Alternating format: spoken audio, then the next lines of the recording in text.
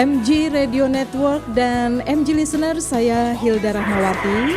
Kini sudah tersambung dengan seorang profesional VO talent dan juga Presiden Komunitas Voice Over Dubber Announcer Indonesia atau KVDAI, Mas Arief Budiman. Selamat pagi, Pak Presiden.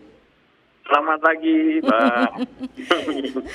Pak Mas Arief ini adalah presidennya KVDAI yang menaungi satu komunitas yang menaungi para voice over, dubber dan announcer di Indonesia.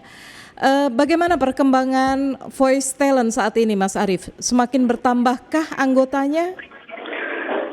Iya, terima kasih MG Radio dan juga Mbak Hilda ya. Perkembangan voice over talent di kurang lebih mungkin sekitar 5 tahun ke belakang memang terlihat banget sih antusiasme masyarakat gitu ya, dari orang yang memang tadinya terjun secara profesional sebagai voice over talent, ada juga yang awalnya coba-coba gitu ya, dan ternyata menemukan passion di dunia voice over sampai kemudian menjadikan voice over itu sebagai profesi kedua gitu ya, bukan lagi kerjaan sampingan. Kalau zaman dulu kan kita bilangnya kerjaan sampingan gitu ya, kalau kerjaan sampingan kan kesannya kayak main-main gitu ya. Iya gitu kan, kayak buat lucu-lucuan aja. Hobi gitu. Oke. Kalau sekarang sudah menjadi, mungkin ada yang menjadikan itu profesi utama, ada juga yang kemudian menjadikan itu sebagai profesi kedua. Jadi dua-duanya dikerjakan secara serius gitu. Oke.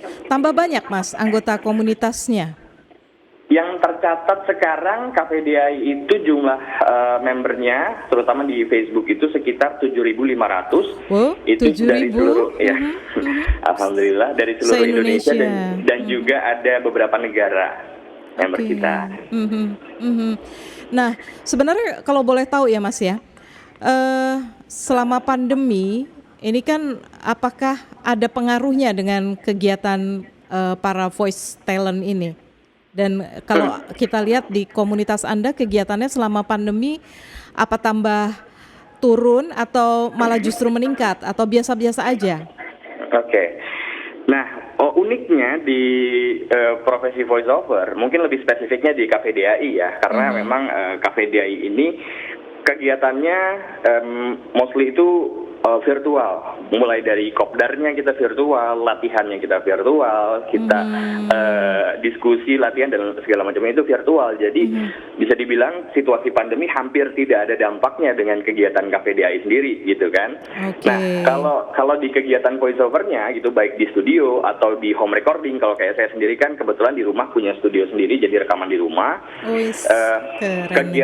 Penyesuaiannya lebih ke protokol kesehatannya sih gitu ya. Kalau misalnya kita rekaman di studio gitu ya, lebih ke protokol kesehatannya. Mungkin yang tadinya mikrofon mungkin bisa bertukar pakai tanpa harus dibersihkan dan seterusnya. Sekarang harus disinfektan dulu sebelum dipakai sama orang lain, atau sebelum kita pakai ya kita bersihin dulu kayak gitu sih. Lebih ke situ arahnya. Nah, kalau kondisi orderan mengisi suara ini selama musim pandemi ada pengaruh nggak, Mas? Ini ada cerita lucu bahkan. Saya alhamdulillah di bulan Juli kemarin, awal Juli itu sempat dapat giliran kena positif COVID gitu kan. Dapat kocokan ya. Iya, dan ya itu tadi ya, karena saya rekamannya di rumah, terus kemudian ya karena memang COVID harus isolasi mandiri di rumah, nggak kemana-mana. Bahkan di hari kedua saya positif COVID itu demam saya waktu itu sekitar 38 sekian. Itu bahkan orderan masuk dan klien maunya suara saya, nggak mau suara orang gitu kan. Saya bilang kondisi saya positif COVID, saya baru 2 hari isoman.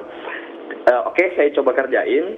Kalau memang perlu revisi sekali saya oke. Tapi kalau untuk revisi lagi 2 kali, saya bilang berarti memang ini harus bukan buat saya gitu. Saya akan referensikan teman saya yang menurut saya capable buat mengerjakan proyek ini. Saya bilang gitu. Tapi alhamdulillah lolos juga gitu.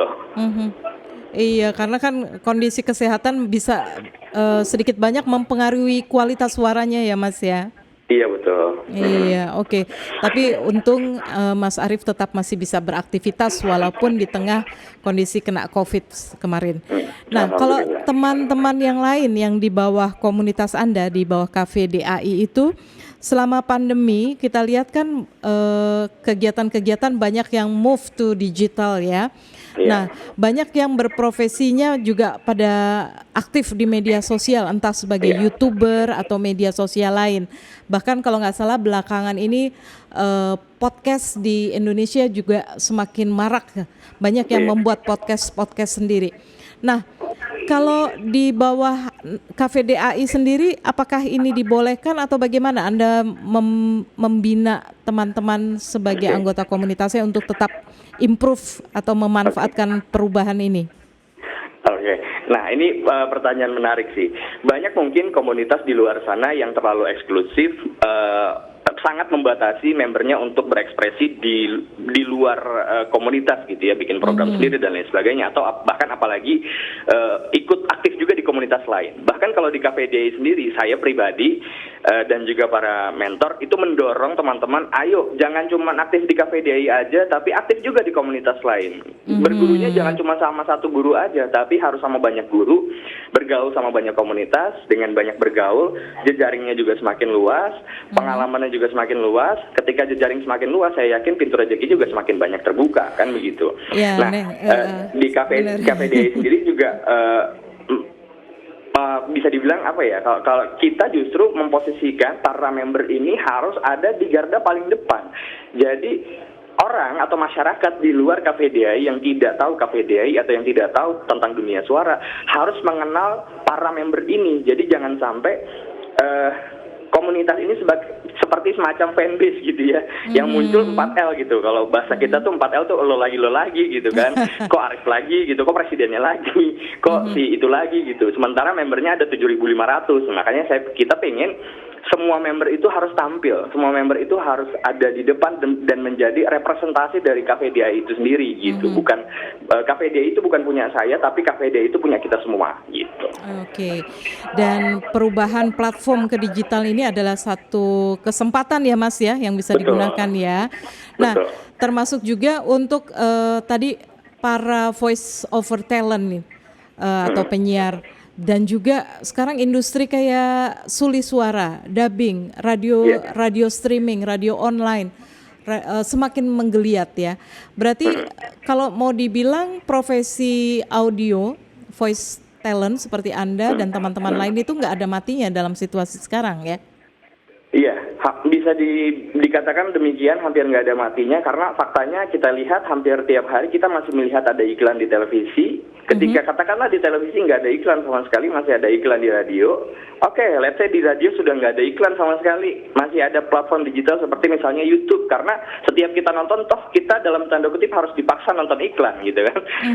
Atau misalnya di Facebook atau di sosial media lain pasti ada sisipan iklan di situ. Nah, ketika ada iklan berarti kan ada potensi pekerjaan voiceover yang bisa dilakukan di situ. Nggak cuma untuk iklan saja, misalnya IVR itu interactive voice response untuk line telepon atau misalnya di stasiun, di bandara dan seterusnya gitu kan. Itu juga sebenarnya peluang yang besar gitu yang bisa kita kejar. Misalnya profesi dubbing juga sama gitu. Kita ngisi audiobook karena sekarang mungkin orang nggak punya waktu banyak untuk baca buku secara fisik.